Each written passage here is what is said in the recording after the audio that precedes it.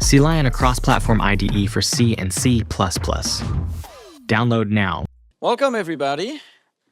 I just did a sound check. I can't play any music, and also I think to avoid copyright strikes, I will not be playing any music. So if you could just, in your head, just picture the first bar of Heaps Don't Lie, that would be very great. So you could just get in the mood that way, and then we could just go on. By the way, this is like one of the 2 jokes I have in this talk. So if you're used to my previous talks, it might sound a bit dry.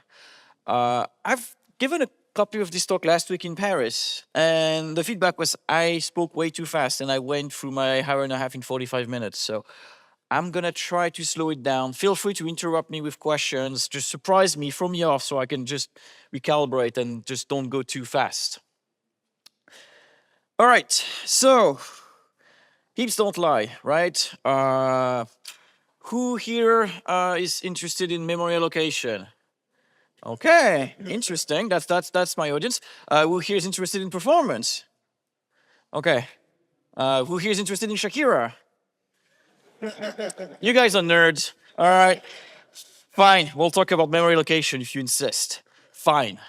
All right. So most of my talks, if you've been to any of my talks, starts because someone is wrong on Twitter, and I decide to have an opinion about it.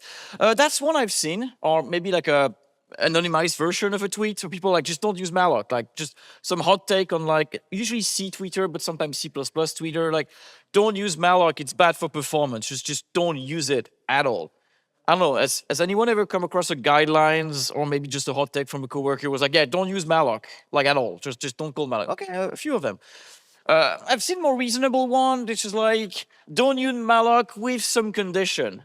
So like while the play is in the air, while you're in a hot loop, or after you loaded the main level and the player has been dropped inside.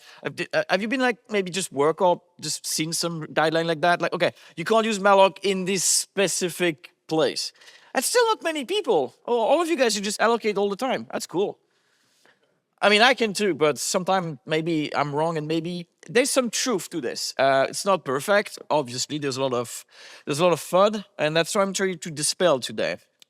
I've been talking a bunch about performance. You have nice pictures of me on this stage, actually, in past seasons.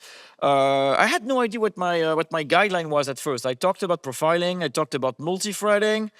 Today I'm here talking about allocations. And last year I was talking about caches and data locality. I guess I'm talking about performance. This is the thing. It took me 3.5 talks to figure out what my talks were about.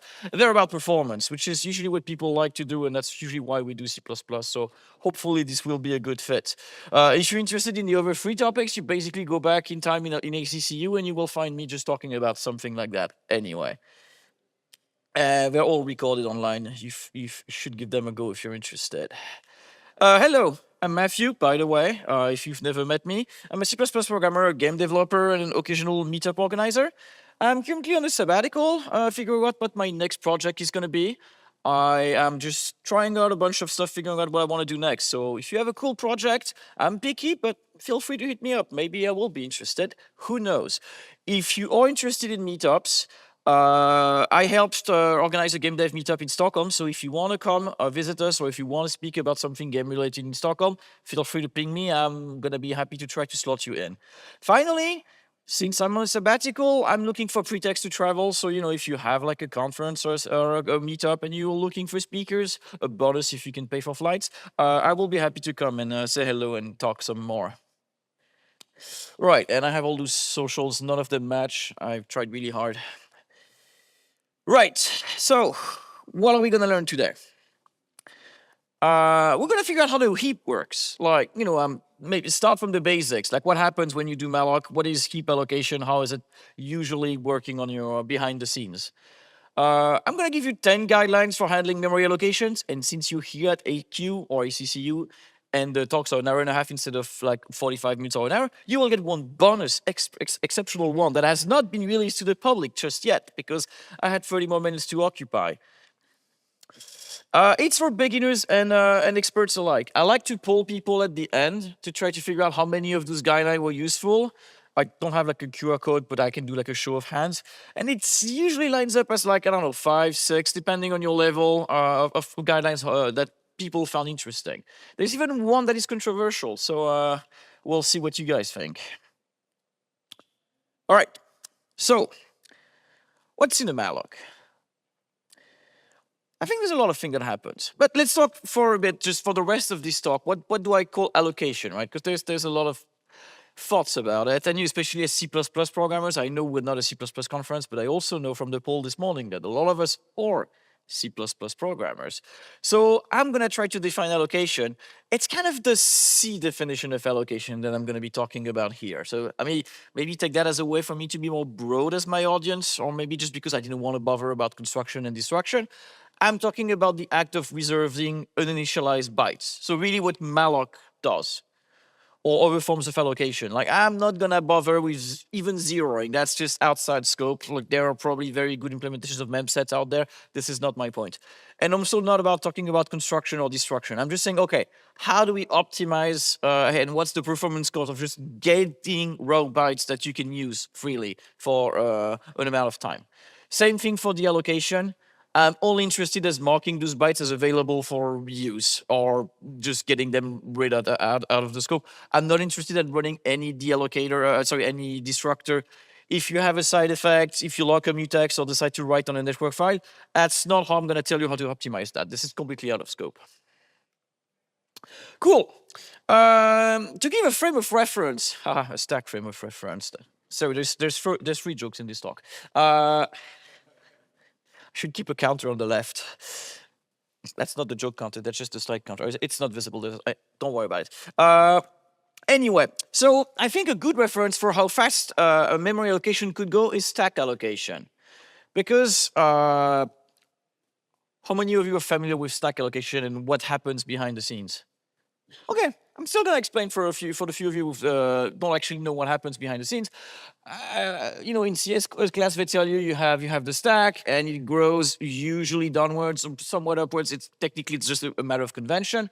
In this slide, it's just going down, right? Oh, my laser doesn't really work, but it's going downwards. It doesn't really matter. And the point is, when you just need to allocate something on the stack, the only thing you do is to move the stack pointer by how many bytes you're trying to allocate. Usually rounded up by some word or mega word or other form of like alignment. But that's about it. It's the only thing you need to do. So, in terms of assembly code, we're talking 1 register add. Most of the time, especially for that slide, with a constant, because it's known at compile time how much you need to allocate for this given variable, right? So it's literally like add 4 like RSP, done. Your CPU can do that in 1 cycle, maybe less. And it has like billions of those cycles per second. So, hey, I didn't have sound. Hey, wow. Okay, for those online who may have not caught that, like there's some nightclub thing going on and I'm not even allowed to play Shakira. I'm gonna lodge a complaint. Anyway, if you figure out before the end, people back how to put sound on this, we'll just put some outro just to show them who has the better music taste. No, god damn it. Okay, I'm gonna try to focus. Sorry about that. So, yes, register add. It's really fast. I think this is as fast as you can go for allocate the number of bytes. You just do one instruction and you're done. This is extremely hard to concentrate. I'm gonna really try to focus here.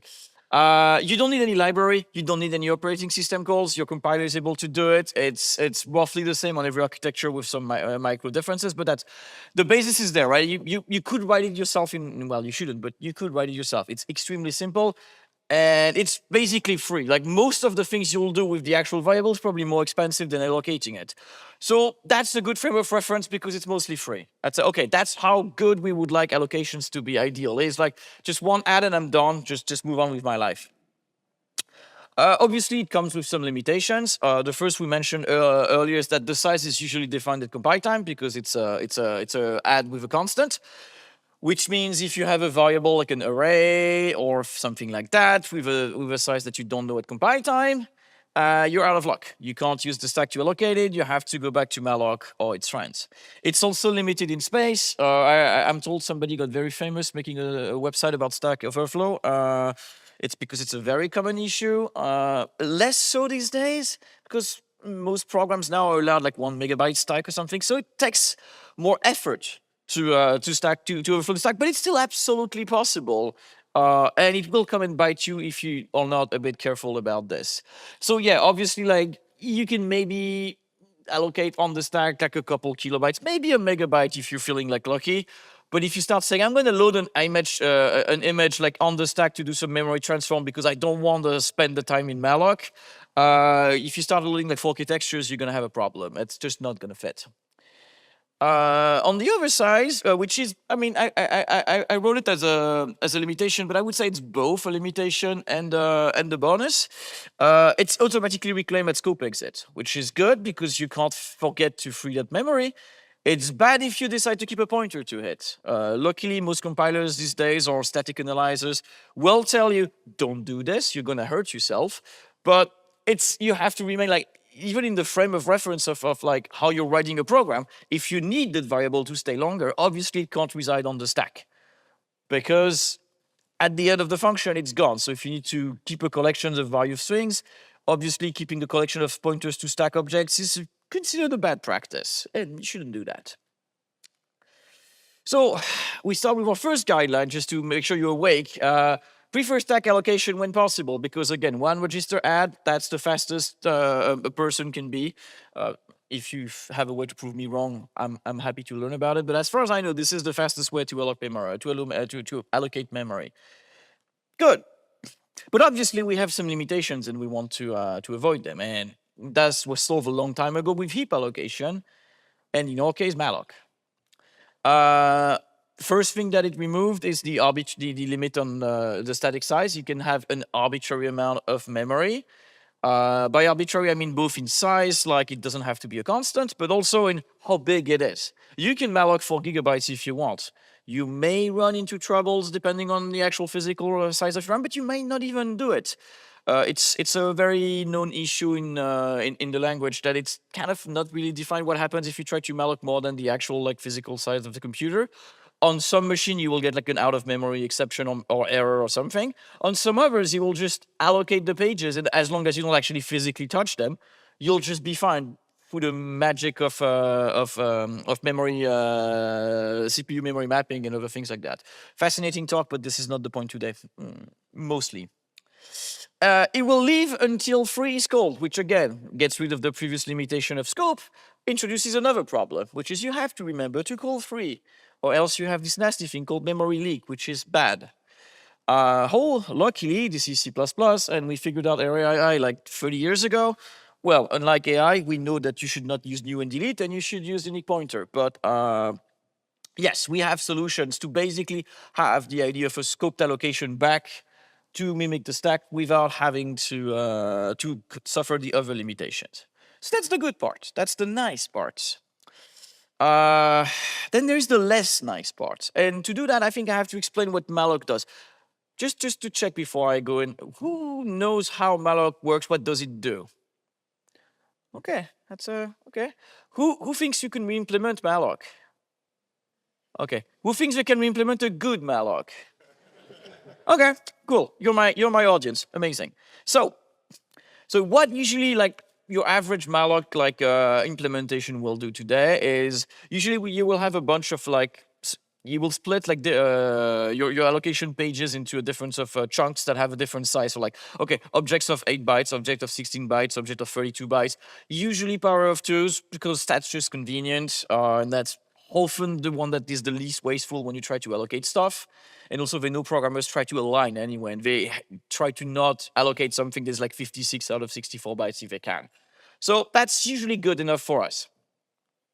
So that's what he will do first, right? He will try to say, okay, find me like a free block. Like for example, I try to allocate, let's say like a double. Okay, I need 8 bytes on a most machine. A double is 8 bytes.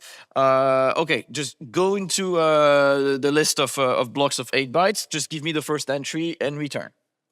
Okay, fine. But let's see, we don't have any more, right? We are out of 8-byte sequence chunks. Usually what you do, or what allocators will do, they'll grab what they call a page. Page are usually 4K to 1 meg, depending on your library implementation. Just say, okay, just grab a free page of memory, just mark it as one page of 8 bytes object, and just return me the free one, the first one, and then go on with your life. Okay, this is a very, very simple version of what usually Malloc does. But sometimes you just don't have any heap space available anymore in your program. You're just out of it. So what you do is you call the operating system and you say, hey, I need more RAM. I think on Linux it's BRK. That's just like reserving like heap space. On Windows you have Heap Alloc, I think is the most common, but there's a few other ones, like, which is usually you go to the OS and say map more free page of memory to this process. Usually we're talking like at least kilobytes, ideally megabytes. You just don't call them for $5. Like it's like it's a costly process. You don't want to do it for too cheap. So you go to the OS and say, hey, OS, please map more memory pages to my process. And if you're really out of luck, the OS is out of pages because, Chrome has eaten all you had or something like that. So it needs to swap some physical pages to disk because since times immemorial, we have this magical thing that your device can simulate having way more RAM than it actually does on the OS. If you ever looked at your process manager, there's the difference between the commit size and the actual memory size of your program. The commit size is like how much it's actually taking like in total, and then there's the size that is actually taking right now in physical memory. And the way the OS does that is that it has a way to look at which pages in memory have not been accessed for a while. And if they've not been accessed for a while, they can just be written to disk. And then when you actually go back to your sleeping tab in Chrome, it will basically reload them from disk. And that allows you to emulate having 64 gigs of memory for like a lot of Chrome tabs when you have 32. I know I keep using Chrome, but that I have to update my min spec of my games in the past because people have Chrome on the second monitor, and that was actually why they were running out of RAM. This is a thing that happens. It's great, but it's a problem when you're calling Malloc and you don't know which one of those will happen, because at least the first one will happen, and depending on your level of luck, 2, 3, and 4 may also happen depending on how you are. And there is like, roughly speaking, an order of magnitude between each one of these. Whereas, because the first one, it's basically like, find me like you have like a accessor mapping table, return me the first entry. You can write that in a couple instructions, maybe like 10 instructions, 20 instructions. It's not as cheap as a register add, but it's still fairly cheap. It's maybe like, a couple pointer follow. It's not too bad. I wouldn't call it like a critical thing most of the time. The second one starts becoming a bit harder because you have to start a free page. You have to probably zero it or at least initialize it, add it to some data structure. Maybe you need to lock some mutex to make sure that other processes are not taking it. It starts becoming a bit more complex. Still doable, but roughly speaking, one order of magnitude more complex to do. If you have to do a system call, well, you get swapped out of your process space, you get into the kernel space, then the kernel has to find some free pages on memory, then it has to interact with the hardware memory mapping system to map your actual pages, and then there's some like TLB registers that have to be updated. I'm not gonna bother with an OS lesson right now, but let's just say it's costly. It's basically my point. Is you turn your Malloc into a syscall. It's probably another 10x because of the cost of doing a system call. And if you're really unlucky, you have to do disk I/O. And if you're lucky, your swap is on an SSD or an M2. And if you're unlucky, it's either like a green HD with like 5,000 rounds per minute, or a network drive, or who knows what it is. And then until that is completed and you get your memory freed, you can't do anything. And your process is usually just put to sleep until the disk I/O calls back and say, hey, we're done. You can resume now. And the big problem is when you call Malloc, you don't know which one of the 4 will happen. And that's not fun. And I think this is why most people say don't put it in critical sections, because most days you will be fine. And on some days you'll start skipping frames or worse. I don't think you can get 2 seconds here, unless you have a really bad hard drive, but you can at least take milliseconds, and probably a bunch of them, also depending on how far you go there and how fast is all the hardware that has to interact with. And yeah, it's a big difference between 10 instruction and 10 or 100 milliseconds because you just decided to alloc like 8 bytes and you just got unlucky. So guideline number 2, Malloc is usually fast, except when it isn't. And the main takeaway is that you can't predict which is which. I heard the joke kind of a joke, but not really, from people who worked in Java, that the biggest JVM experts were paid to make sure that garbage collection never happens, or happens mostly never, because if it does, your process just stalls until this is over, and people were paid very well to be able to tweak those numbers and keep like, just allocate twice as much as your peak RAM usage, and usually you'll be fine. That's a guideline I heard. You're kind of running into the same issues. You can't really predict when it's gonna happen, and if it's gonna happen, you're probably gonna get hurt. There are ways around that, because basically what we're trying to eliminate here is the uncertainty, or at least limit the amount of time it might happen. Now, how is that implemented like on actual code on your machine, right? Everything that is about, keeping a list of free pages and free blocks and basically managing the heap that your process has is in your C library. libc on Linux, MSV, CRT, blah, blah, blah on Windows. I don't use Mac, but I think they have a libc too. Anything that is about like managing the virtual memory of your process, paging, map pages, etc., etc., etc., swapping, all that depends on your OS and your kernel. So if you're unhappy with the first part and you think you can do better than Malloc, well, you can technically provide your own user implementation and then just default on operating system calls for just the part where you actually have to map memory. But the second part, you're out of luck. If you don't like the way swapping is happening on your kernel, just change operating systems, I guess. If it's like an open source one, maybe you can have a custom module, or maybe you can just contribute a patch. But I work on Windows. There's not much I can do. If Windows is slow, if my call to vmalloc is slow, whatever vmalloc or whatever it's called to get heap space, there's nothing I can do about it. Only thing I can do is avoid calling it as much as possible. Talking about Windows, there's a funny thing about that. First of all, and maybe most of all, the default allocator on Windows, including like VS 2023, like the latest version, it's not really great. The main issue, well, one of the issues I have with it is free of null or delete of null is defined in the standard as a no-op. It is not a no-op in debug on the debug CRT on Windows. It blocks a mutex first, because you have a if not null do something. For some reason, in the code of the Microsoft debug one, first they lock the global mutex for malloc, then they check if the pointer is null. Why not the other way around? I do not know. For years, I thought this was an urban legend, and every time like a junior coworker was trying to do an if not null delete, I said, no, don't bother. This is a waste of space. Turns out it is not. On some OSs, on a bad day.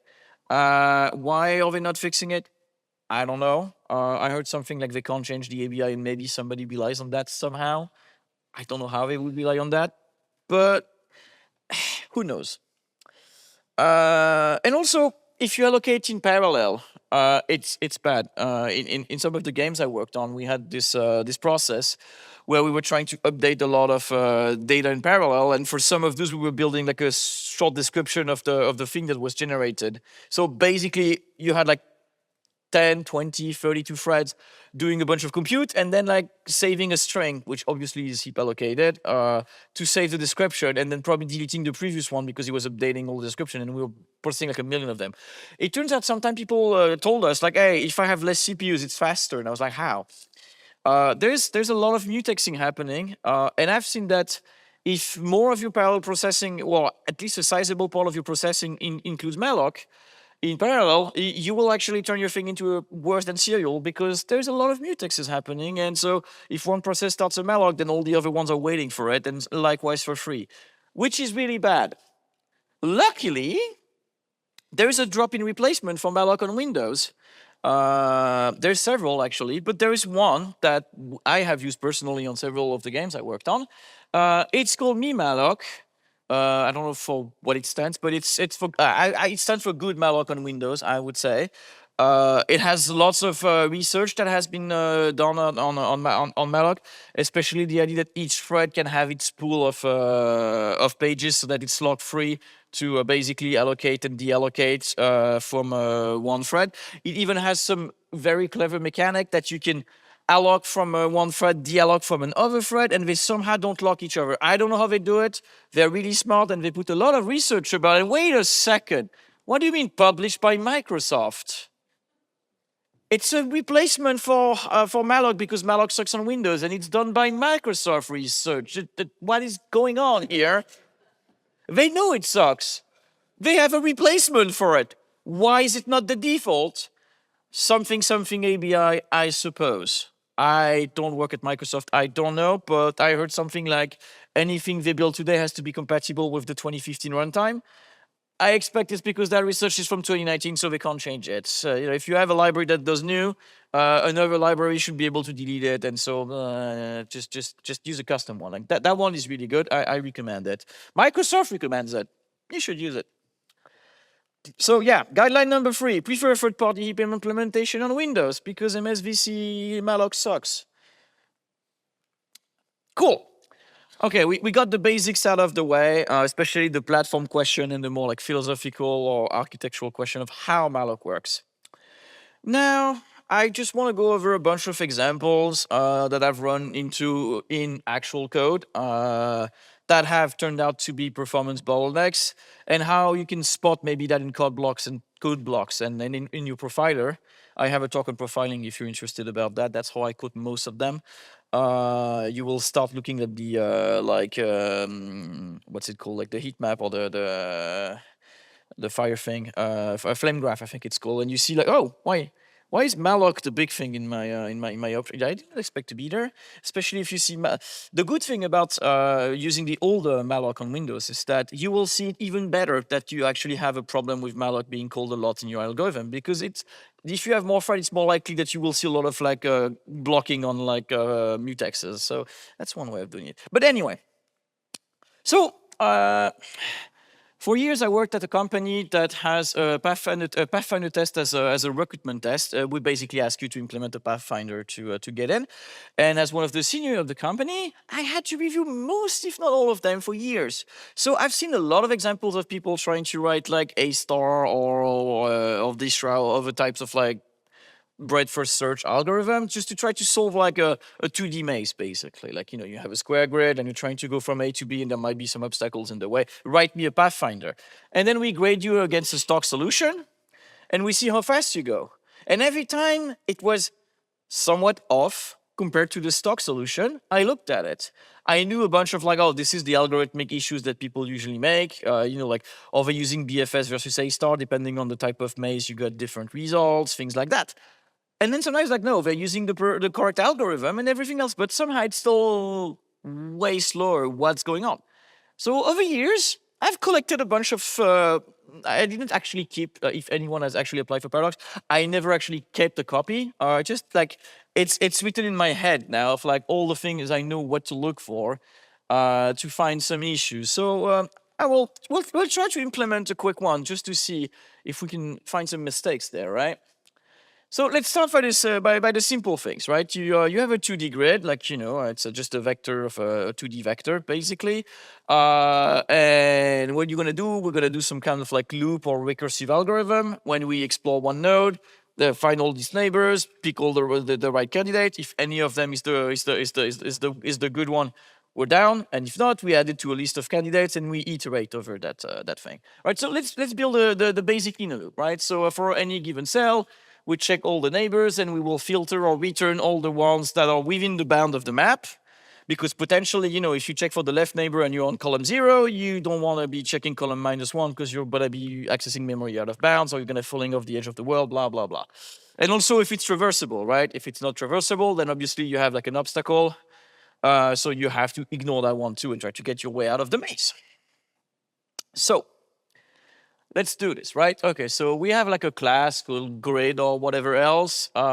And okay, we're gonna return a vector of points, points being a simple struct with an X and a Y, 2 ints.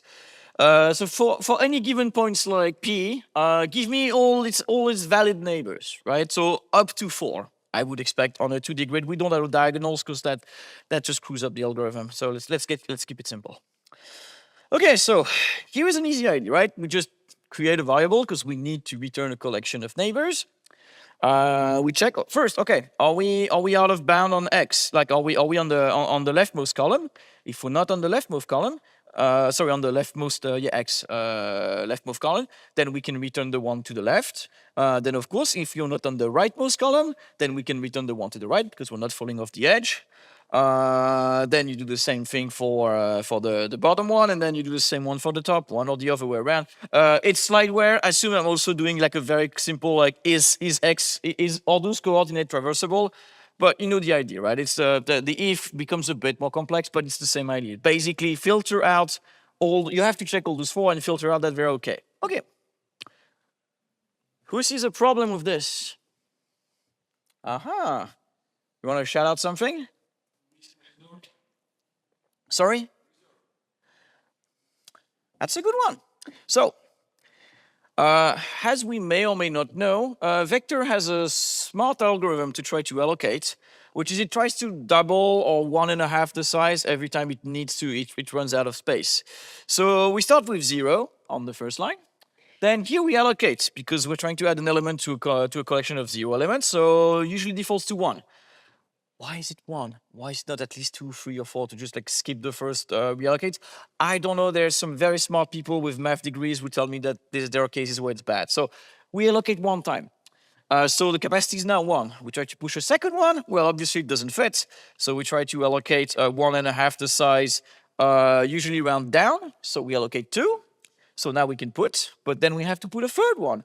And we only have 2, so we try to multiply by 1.5 again. This time we get 2 times 1.5 blah, blah, blah, math. But basically it gets at least 2. Usually after this, no, so we try to get to 3.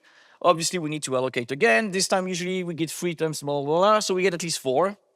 And usually on that one, on a reasonable implementation, you don't allocate a 4th time. But you still like, each time this repeats. So this one is an alloc, followed by a 3 and an alloc, followed by a 3 and an alloc. Each one of those has a chance to swap to disk. Hopefully you won't do that. You will just like, you know, the first time you will grab a collection from the thing that we have 2 ints, so that's 8 bytes. The second time we ask for 16 bytes, so we probably move to the free list of like 16 bytes object. The third time we need like 4, so we're gonna go to the 64 one. Hopefully we'll just keep moving bits and doing some memcopy in the process. I'm not even talking about the cost of memcopy here, but obviously there's also a memcopy on top of that. I'm just talking about Malloc, but assume that if your objects are complex, you also have to do a memcopy or a memmove, which may also be expensive. And as someone shouted earlier, I don't know who it was, this man, good job. You could do a reserve, because you know an upper bound by default, right? You know because math, there cannot be more than 4 object returned every time. So we do reserve 4, we will allocate once here, and then we're done. So, you know, it's already 3 times faster, at least, because instead of doing 3 malloc and 2 frees, we did 1 malloc. That's already a win to me. So guideline number 4, I guess, reserve final container size when known, rather than rely on geometric growth. Geometric growth has its advantages, but it's not very good when you have to repeatedly do the thing, and you could just say size it up once and be done. Especially because we're only talking again about free and malloc. I'm not even talking about the fact that you have to move the memory between malloc and free, because they usually don't call realloc. Because realloc, you know, is the C algorithm when you try to expand the size of previous allocation. Most libraries don't even bother with that anymore. Like they just say, no, if you want to call realloc, we're just going to move the bytes for you. So, I told you to use reserve, now I'm going to tell you why you should not use reserve. Okay, so here is a problem that could have shown up later in our program. Okay, so we have made a collection of points in our loop, right? We have a loop, and it returns all the neighbors. Now we want to add them to the list of potential neighbors, because assume we haven't found, like none of them is the end. So we have to add them to the list of potential candidates to loop back again. So how do we do that? How do we add the list of points we have now discovered to the list of like open set, as we call it in most algorithms? Well, it's easy, right? We have a list of potential candidate to explore, and we know that you should use reserve. So before I add up to 4 elements to my existing collection of elements, I will reserve the final size because I know it, and that sounds smart to me. I already have like a list of candidates. I don't know why I call it neighbors, I just makes it complex, but yeah. Okay, I have a list of potential neighbors. I want to add up to 4, so I'm gonna just do a reserve to make sure I do only 1 alloc. And then I'm just gonna do a copy, blah, blah, blah, back inserter and return. Is there a problem with that? Yes?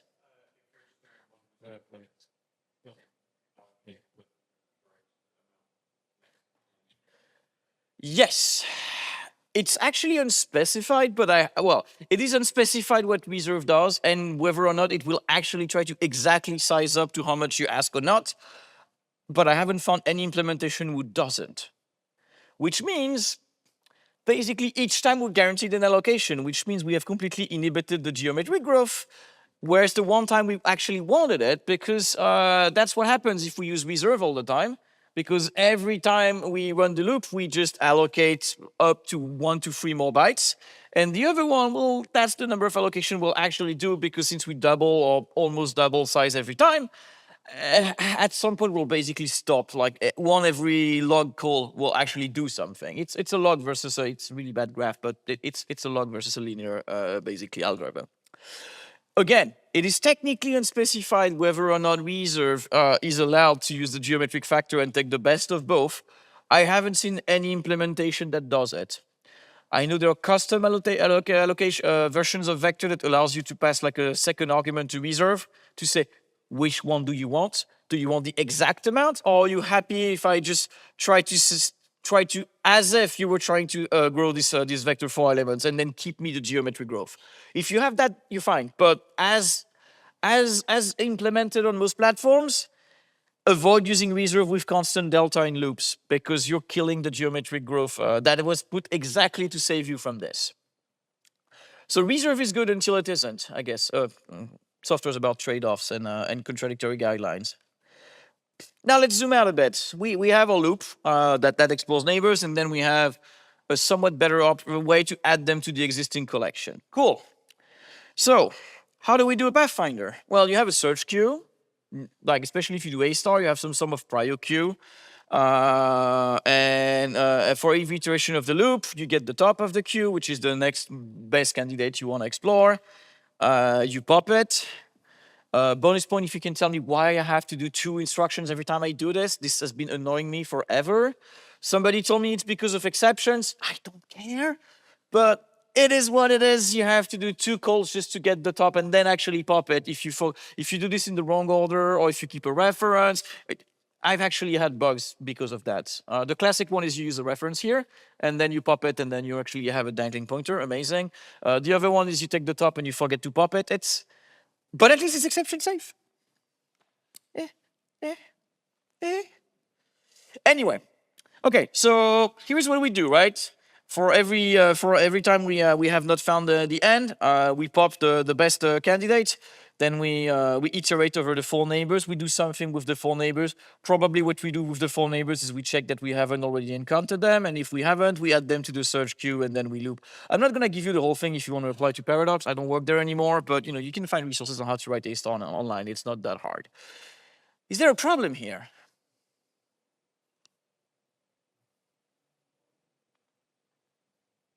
That's not a trick question. There's a problem. We allocate here every time, right? Because every time we return a collection of points. If you have a big map, like, I don't know, like 1,000 by 1,000 or 10,000 by 10,000, you start getting 1,000,000 points, you start getting like 100 million points, potentially, depending on how fast you have, how far you have to explore. One of the tests we used to run was we put you an entirely empty map and we just say, from the bottom left, find the top right, or the other way around. That's a good way to see, are you allocating within this loop every time? Which here you are. And guess what? We know how much we need, right? Up to 4 bytes, 4 elements every time. There's no reason to do this. How do we fix that? Well, this is the controversial guideline. What if we used an output parameter? I know. The functional brain cannot comprehend this, but output parameters, look, I can reuse the previous one. and then that's it. I don't even have a return. That's amazing. Obviously, I have to change a bit the code, right? Because now I have to make sure that it's allocated before the loop. And then before I call, I have to make sure I do a clear so I don't get like spurious stuff. And then I have to pass it by reference, and then I have to do the write. So it's technically a bit longer, but out of many options, and that is not the one I submitted to get hired at Paradox, by the way, it is the simplest one and probably the easiest one to write to make sure you don't have an allocation in your loop at all after maybe the first time you grow this to 4 elements, and then you're done. So if you explore like 1,000,000 points, you're going to allocate maybe 3 times if you even did not bother to do reserve. 3 times out of like, I don't know how many million points you're going to look into. It's nothing. It's nothing. If you don't do this, I will see it on my profiler, and you will have a bad grade. Because again, like exploring 4 points all around is not really that expensive compared to calling Malloc just before, even if it's only once. Which leads me to the most controversial guideline of this talk. Prefer output parameters to return containers. I know. Yes. Yes, well, just say, put it in a class, make it work. You don't have this funny. Yes, the suggestion is you could put it in a class and put it as a parameter. I think that works as long as your function is not a free function that is just supposed to do something, right? As long as it's part of the same class that does the entire processing, it's fine. If you're trying to offer an algorithm to someone that says, give me the, like, basically it's sort of filtering, basically. Like you put a query and you say, give me the list of candidates or results for this query.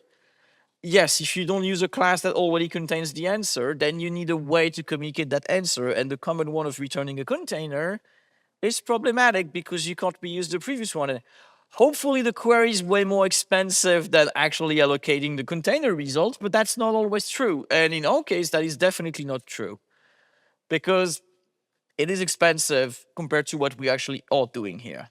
When I applied for Paradox and I saw that this was a problem, I spent about 100 lines of code trying to write a small buffer optimized vector that would carry its own vector. It had a bug in it, but they did not see it, so I got hired anyway. And yeah, it's 100 lines to write your own custom container, and it's probably going to be wrong. If you can use Boost, then maybe that's a solvable issue. I think there is a cpplusplus small vector or inline vector or however it's called. Let's actually have this idea of like, hey, how about it has a small buffer optimization? The simplest way like that just really takes you like 2 lines to change is this one. Sometimes I just go for simplicity because it's just good enough. I don't have a good solution. If you really want to be pure functional, you could technically take it by argument and then move it back in the return, and then expect people to do move all the time. I just find it not idiomatic at all. So, and that's where that's what I'm stuck with. Oh, but the more important lesson here is reuse previous allocations when possible. I think this is maybe the biggest guideline from this whole talk. Is the best way to not call Malloc is to reuse previous calls to Malloc, because again, it can be expensive. All right. Sometimes you want to clear structures, like, you want to remove the data, but you want to preserve the actual allocation because, you might be using it. Like, I don't know, you have a function that just keeps processing like music, for example. So you will need some form of buffer to get to compute like the uncompressed version, and then you will return the data in another form, blah, blah, blah. You have some like temporary buffers you will need. Ideally, if you're going to process a lot of requests, you don't want to reallocate all those buffers every time. Let me give you a video game example, actually. That's easier, because we try to render frames, right? And usually we try to do that 60 per second or more, depending how fancy you want to go. 30, depending. Anyway, so every frame we're going to try to, a toy renderer, right? Every frame is going to try to say, okay, I will try to build a list of all the entities that are visible to the camera, so I don't overdraw a bunch of stuff that are completely out of the screen. Then I have to figure out which ones are audible by the player, so I only play sounds from the ones that are supposed to be at least vaguely audible by the player. You can technically skip that step and just multiply everything by 0.0001, which basically turns into a no, but that's usually bad practice. You want to filter this somehow. Maybe I have a debug message I'll write on the screen. I don't know. So every frame, basically what my game engine will do is he will build a list of visible entities, it will build a list of audible entities, it will maybe generate a debug message, and then when it actually renders, it's gonna go through this list and just render stuff on the screen, play sounds from the thing that are audible, maybe I had a nice debug message, and then we'll loop again, right? So we need a clear function to make sure that this gets clear, right? And this is thing that I've seen a bunch that people use sometimes. Just assign this to the default constructor. It's correct, and it has one big advantage. You're guaranteed that it will never skip something. You know, if I add a member later, and somebody forgets to add it to the clear function, it's still gonna be there. It's still gonna be good. It's a pattern I've seen a lot. I know, is that common? Have you seen that before? Is that something crazy? Yeah, you've seen that before. Not that many people. Okay, maybe it's a good thing because I don't think it's entirely evil, but it runs into a problem that again goes back to here. It's gonna free because for some reason, and I know some people have tried to give me very complex reason why. Oh, the nightclub is going again. For some very complex reasons, if you reassign a vector to an empty vector, the default behavior is something like this. You know, if you assign assign a vector to another vector, you clear the previous vector, you shrink to fit, which actually deallocates the memory, and then you swap with the new one, and then you return. That's canonical implementation of move assign on a vector. I'm really trying hard again to focus. So this is the canonical implementation I've seen everywhere. And obviously the problem is here my memory is gone forever. So the next time I do the loop, I will have to do another geometric growth to just collect all the object I have in the list. Obviously, you could do something like that because you want to save memory. I don't know why, but I haven't seen any implementation of vector that does it. I'm not 100% it's because the standard mandate set of because people think this is stupid, but I would say, okay, if the other container you asked me to reassign for is not empty, then fine, just do the shrink to fit and the swap. If the other vector you're passing me is just an empty constructed vector, maybe just, you know, keep the memory and just be done. Just take a, or you can even have like a complex heuristic to say like, maybe keep the biggest of the two allocations alive because again, allocating memory is expensive. So if I have to just decide which of those two vector dies, I will kill the smallest one and keep the bigger one for the future. There's many things you can do. Again, haven't seen that anywhere. So instead, what I have to do is the right option, which is I explicitly call clear rather than relying on assigning to default. Because that way I'm guaranteed that it doesn't deallocate the memory for me. This comes with obvious maintainability issues. The classic would be someone will forget a clear one day, or will complain that, or at least will complain that they have to remember it and they would rather not. I don't have a perfect answer to this, honestly. Also, it's kind of a viral issue.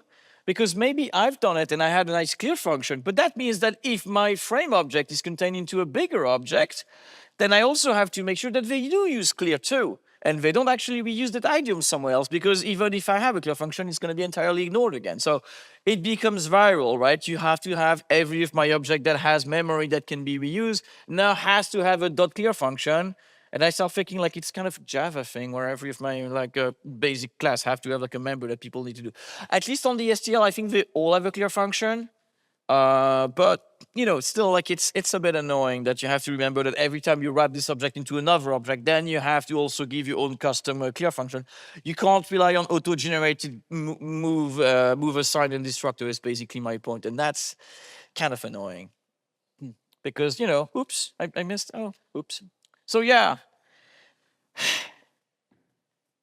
prefer member-wise clear over assignment to an empty struct if you want to reuse memory, because again, this is coming from real-world examples of like it looked like a simpler way of resetting the local whatever accumulator in a loop. Yes, it does, but also you threw all the data away every time and then you reallocate it. I think the case what I had with like we had a Pathfinder structure. And it was basically called in a loop to do like 10 Pathfinder and then find me the best one or something like that. The classic. Try to go to 10 different places and then give me the best candidate out of all 10 with a mix of like value and distance. There's a lot of allocation that goes up in the pre-setup of making like a Pathfinder, usually because you need to allocate like a free list, an open set, a closed set. It can go pretty big. Any other thing, like the frame example is the same one, right? You don't want every frame to be like reallocating the potential list of visible entities or whatever else. You could just reuse the previous one. Okay, so that's the basic guidelines for like what you can do with your normal code and algorithm from a day-to-day basis.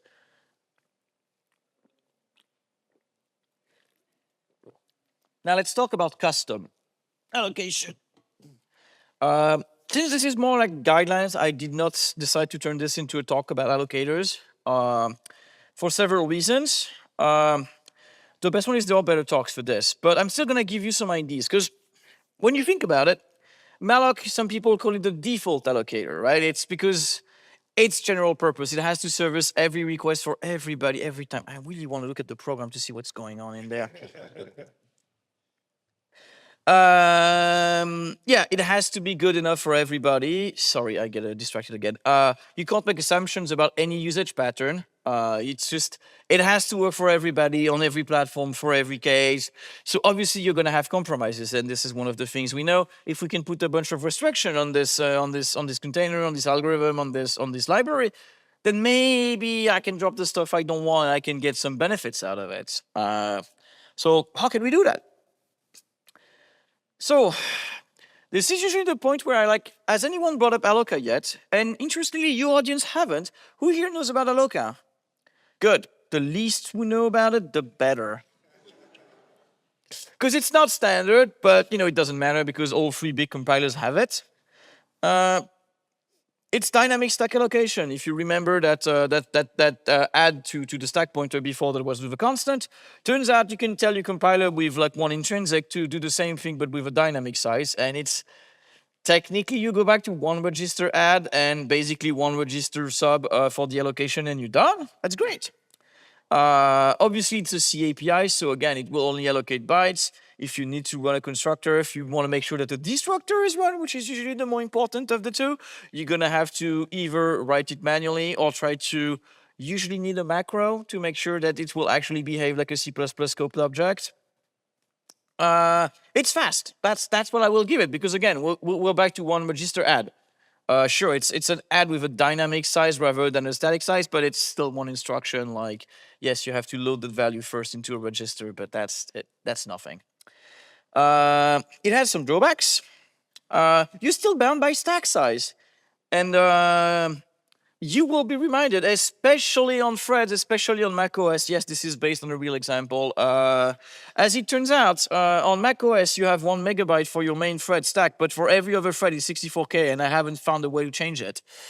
So when people do pathfinding on multi-threads and they say, no, let me allocate the whole like data structure on the heap on the stack because it's faster, and you start having a map that is like 1 million nodes, you get into some fun issues.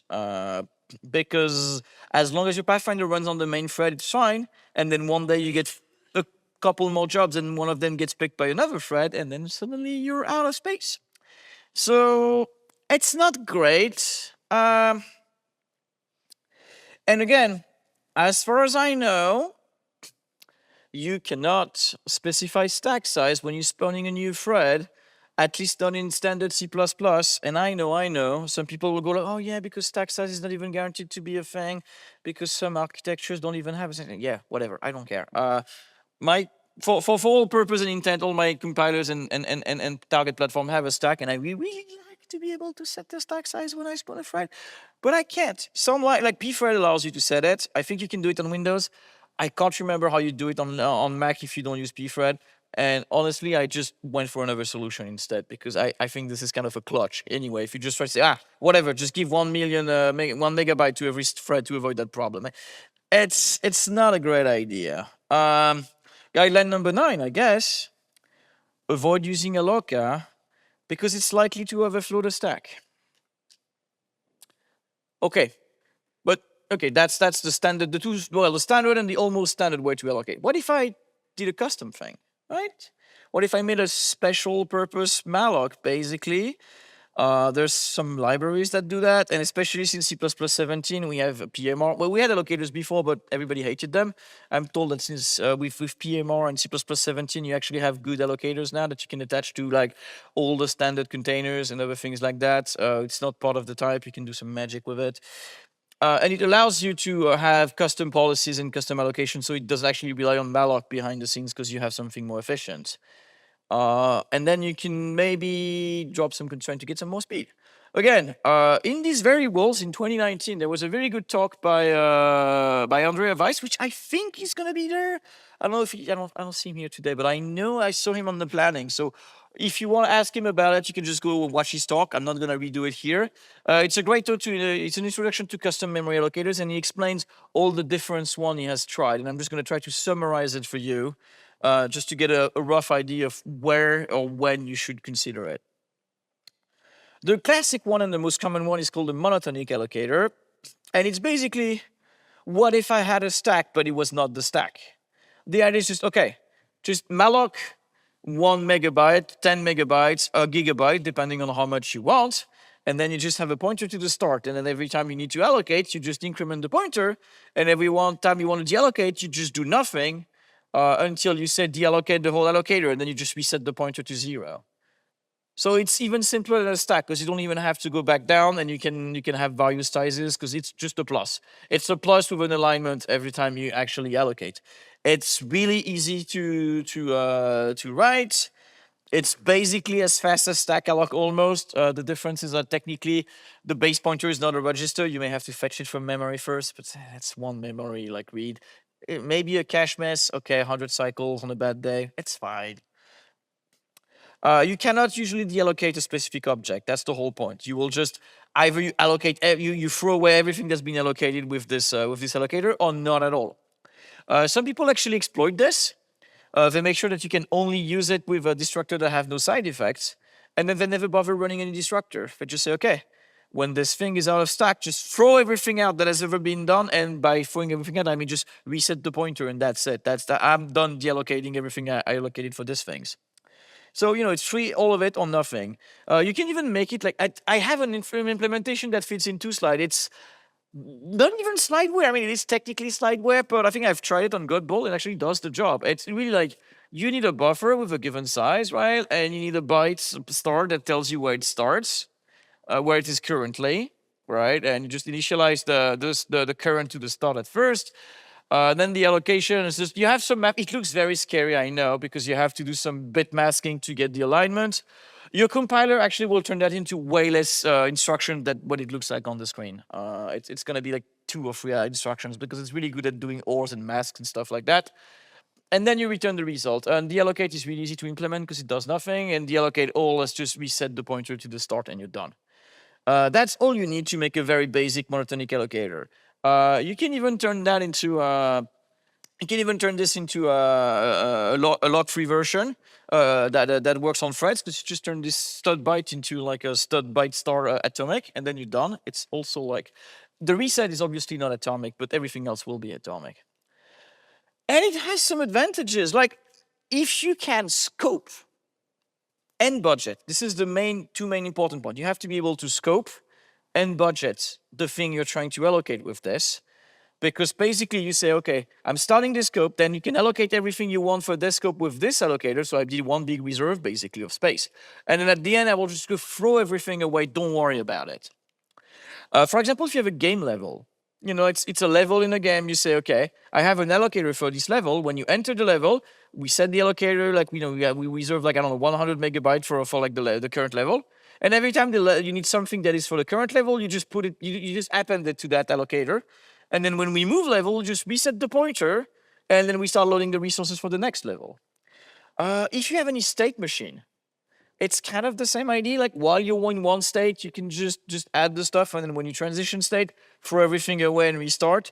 Any type of like request processor, like, if you're processing like HTTP request or like REST, SOAP, if you're like living in the past, or whatever other thing, transactional is basic. Any transaction, any for loop that takes one thing from the pile, does something about it, and should be stateless after the processing is over. It's great. You can have a monotonic allocator and say any allocation that will happen during this stop will be like a guaranteed register added and done.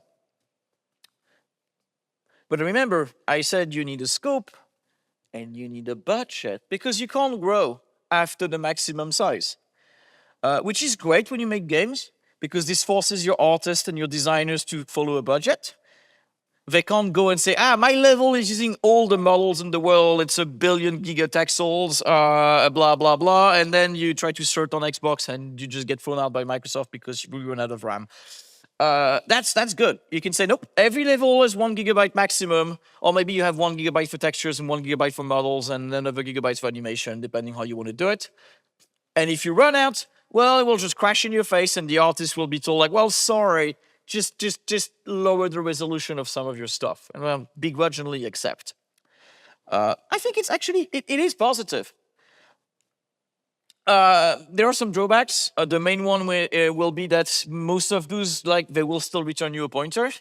So and usually, obviously, it's not a smart pointer, or maybe it can be like a fake smart pointer with a special like thing. But you have to remember the thing that's been allocated with this thing, it will not leave past the allocator reset. So if you have to keep something for more persistent than that, you have to make sure that you have a way to transition it into like a more persistent memory.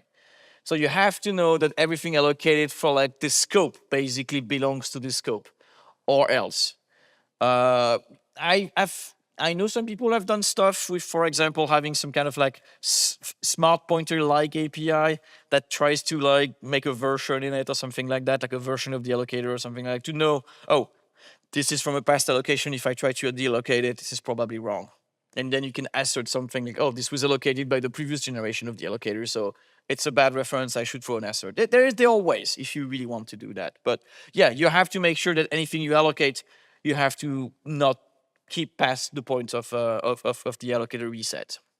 So that's my 10th and almost final guideline, because remember, we had ACCU and you have bonus slides. Consider a monotonic allocator when resources can be targeted, scoped, and budgeted.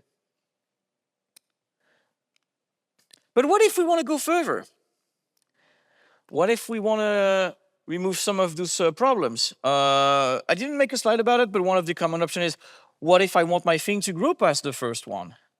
Well, technically you can, because instead of using one vector, you can use some form of a deck, for example, like a linked list of blocks. So once the first block of the monotonic allocator is full, well, you allocate a second one, and then you keep a linked list, and then the reset just resets to the first one, and then technically you can group as the limit. That's the first thing you can do. It makes the implementation a bit harder, but you can do that. Another thing people request sometimes is, oh, but I want to be able to free objects, because, you know, it's convenient that I can still delete and reuse the memory rather than keep growing. Because for some resources, it's fine. Like, for example, oh, all the static things in the level, okay, it's fine. I load everything up front, and then I know that as long as this level is persistent, I'm going to need all that stuff. But if, for example, you have a lot of dynamic entities, so you have monsters that respawn, for example, until the player gets out of the level, the monster will infinitely come, like infinite wave of zombies or aliens or whatever else. Obviously, there is an upper bound, right? And eventually, if the player stays too long on the level and you never free the previous monsters and you keep allocating at the end, you will run out of memory. So people will be like, oh, is there a way I can reuse at least some of those? You can. The classic is using a free list,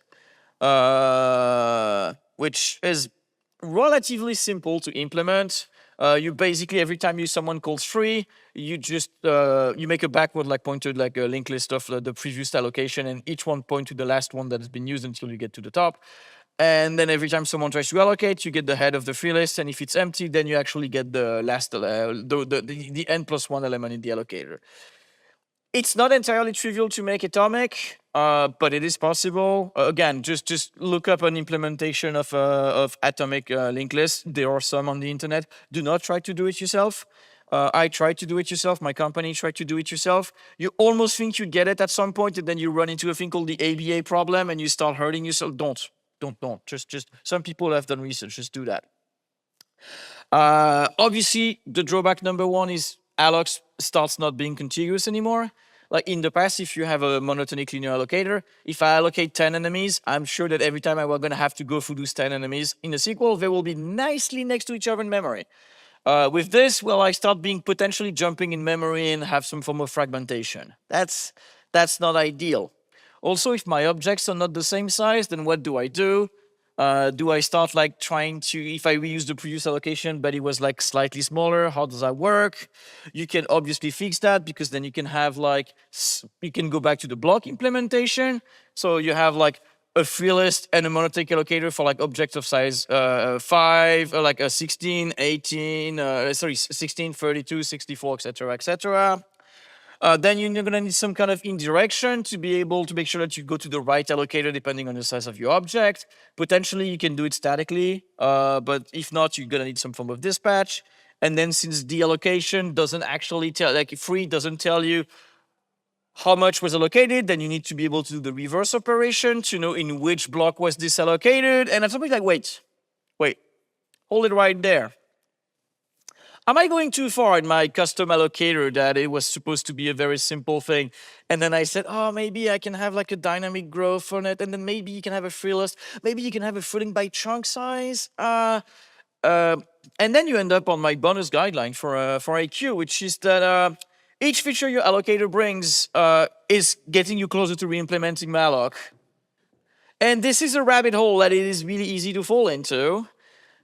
I would say monotonic, yep. If you start having a free list and like maybe a free list per like size, I know some games do it, and I know for some type of objects you have to. The classic being monsters that keep respawning. If you don't have a free list, it's a bit of a problem if you can't reuse the last one. Arguably, maybe there are better data structures for it. Like, you know, you have data structures for this, like Hive, Colony, whatever it's called now. Like, there are other options if you want to do that. Or similar options that don't have to go to the allocator level, like an actual vector-like data structure that will reuse previous entries where needed, rather than relying on allocators to do that.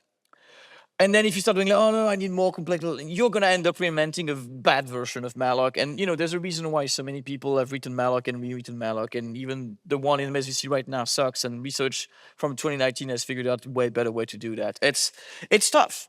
So know your limits. And know when you're like, I'm going too far. Maybe I need to think about another way. All right. In summary, so, dynamic allocation comes with an unpredictable runtime cost. And the whole idea of this talk is to teach you how to try to offset it by limiting the amount of time you have to call it, because you don't know when it's going to bite you. If you, when possible, size up the allocation once, and then reuse, especially reuse previous allocation rather than calling Malloc again, especially free and then Malloc. And consider monotonic allocators and similar things because they're pretty good at what they do, but beware of going further because this is a dangerous rabbit hole to fall into.